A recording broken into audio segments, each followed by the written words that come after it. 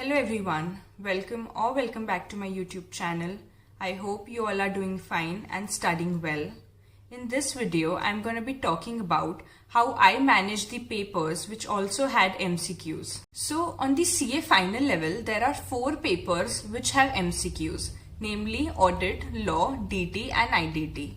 I'm not discussing about the elective paper here because it will obviously vary subject to subject. So first of all, what I used to do in the 15 minutes reading time. So I approached the reading time in exactly the same manner as I mentioned in my previous video.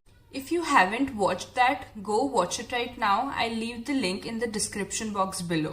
I didn't see the MCQs at all in those 15 minutes. I just used to decide that which question I have to skip or not attempt. I used to decide the sequence of attempting the questions and overall just go through the subjective portion of the paper.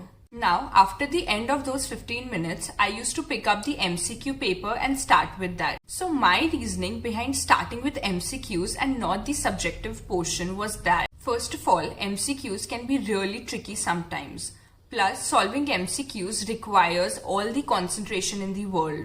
And I feel that our minds are the most concentrated and the least exhausted in the beginning. So we don't have to solve the MCQs in that last minute rush, which can make us do some really silly mistakes which directly costs us 1 or 2 marks per MCQ. Second, I feel it also helps in managing the time effectively. Say we can allocate first 30 to 45 minutes of the time for the MCQs depending on the difficulty level of those MCQs. And then it's just the subjective portion for the rest 2.25 to 2.5 hours.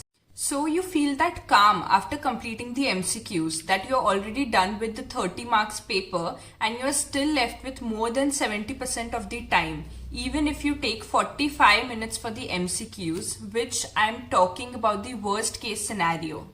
Now some people might have a viewpoint that if you see the MCQs in the beginning itself and they are too difficult, it might ruin your subjective portion too because of that stress. But you yourself think what will happen if you see those MCQs for the first time in the last 30 to 45 minutes or even in the middle of the exam and their difficulty level is really high. Do you think you will be able to solve them with that calmness and concentration which is actually required in that last minute rush? Attempting subjective portion in a hurry is actually easier than brainstorming for those tricky MCQs which require full conceptual clarity.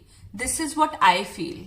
And now when you're done with the MCQs and you move to the subjective portion, you already know which questions to attempt first and which question you have to skip because that is pre-decided in those 15 minutes reading time. But now there's this one catch you have to be very mindful of. There's a high possibility that there are few MCQs which you're not able to crack even after spending a good amount of time on them.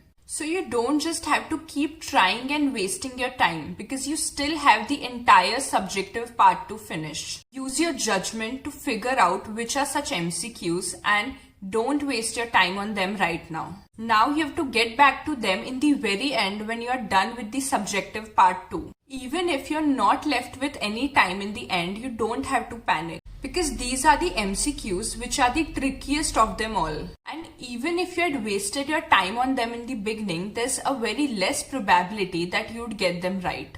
My suggestion is, in any case, don't take more than 45 minutes for the MCQs in the very beginning. In case you are left with some difficult ones, get back to them only in the end. So this was how I used to approach the papers with MCQs.